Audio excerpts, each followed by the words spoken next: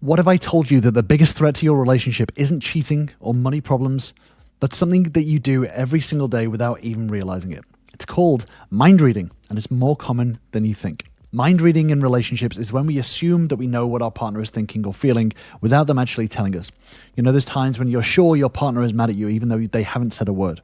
That is mind reading in action. The thing is, this toxic habit stems from an anxious need for control, leading to a lot of emotional discords between you and your partner. It's a psychological defense mechanism that gives us a false sense of security, but it does a lot more harm than good.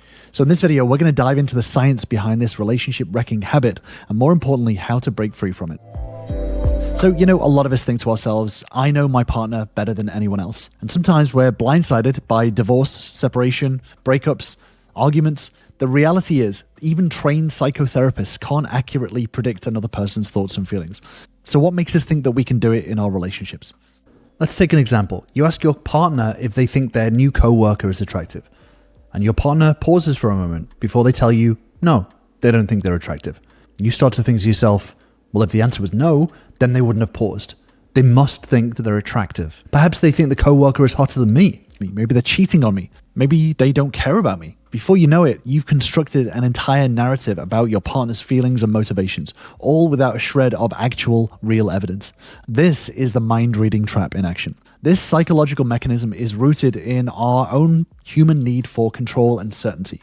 When we're anxious or we feel insecure, our brains try to fill in the blanks, often with worst-case scenarios. Our brain thinks it's protecting us, but in reality, it's setting us up for emotional challenges and struggles. When we assume that we know what our partner is thinking or feeling, we stop asking them questions. We stop listening. We react to our own assumptions rather than the reality, creating a cycle of misunderstandings and hurt feelings. It's essentially trying to navigate a maze whilst you're wearing a blindfold. You think that you vaguely know where you're going, but you're more likely just to bump into a wall.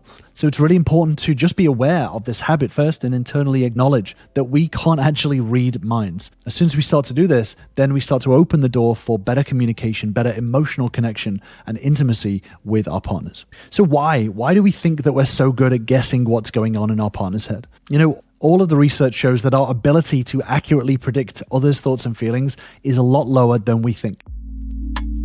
So why? Why are we so confident in our ability to read our partner's mind? Well, this confidence in mind reading stems from our evolutionary need for empathy. And this is the crucial skill that helps us to connect and collaborate with others. But this same ability can often lead us astray in our relationships. This causes us to overestimate how well we understand our partner's thoughts and feelings, and this leads to, unfortunately, a lot of invalidation, a lot of communication problems, and a lot of breakdowns within the relationship. Research shows that even in our close relationships, our accuracy in guessing others' internal states is really, really low. The gap between our perceived and our actual mind-reading abilities creates a breeding ground for misunderstandings and emotional discords. So why do we persist in doing this, even if it's completely way off?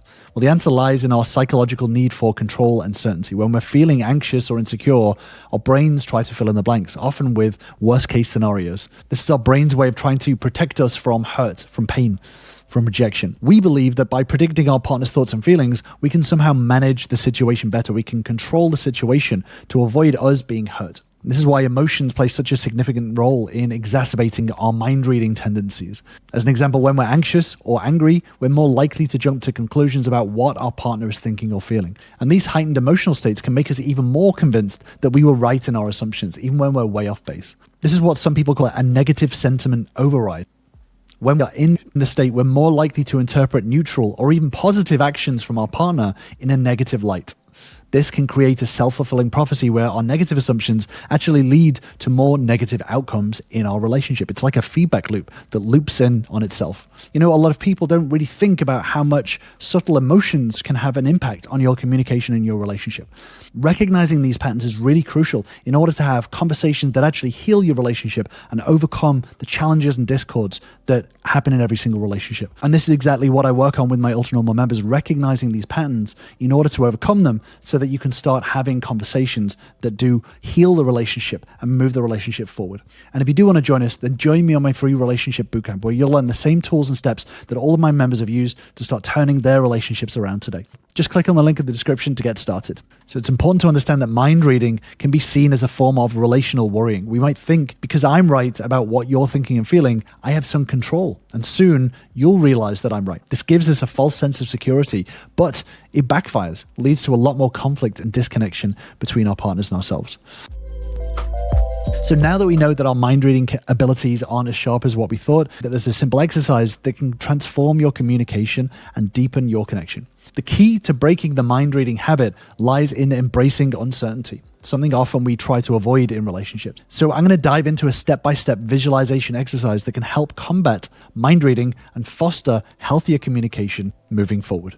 Now, right now you might be thinking, whoa, visualization, this is some woo-woo bullshit and I'm not in for it. But wait, I get it. Visualization may seem pretty woo-woo, but there's actually some real neuroscience behind it. Visualization is not about manifesting some outcome. It's about practicing mentally and rehearsing these thought patterns and these habits. By doing this regularly, you start to rewire your brain. This is neuroscience. This isn't some woo-woo magic. So first, think of a challenging interaction with your partner. Visualize the scene in your mind. Notice any defensive thoughts that arise.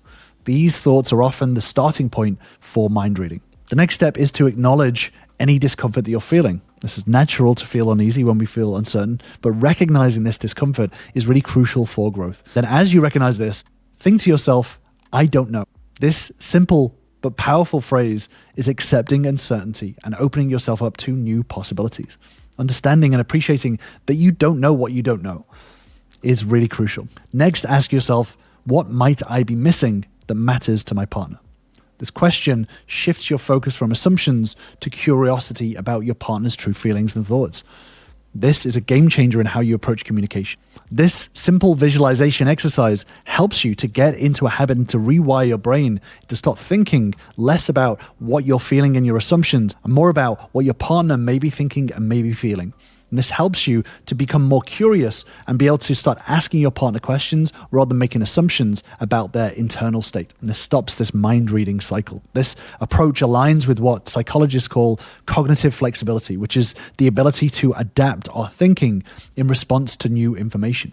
By embracing uncertainty, we're actually enhancing our emotional intelligence and our relationship skills. And the thing is, this exercise is about recognizing the true connection comes from an open dialogue, not from assumptions. So by practicing this visualization, you're training your brain to approach conversations with curiosity instead of this false sense of certainty. So for example, imagine your partner seems distant one evening. Instead of assuming that they're upset with you, practice the exercise. Take a breath, acknowledge your discomfort, and remind yourself, I don't know what they're thinking. Then, at the right time, approach them with genuine curiosity. Hey, I noticed that you seem a little bit quiet tonight. Is everything okay? This method promotes a lot healthier communication patterns and fosters curiosity about your partner's true feeling.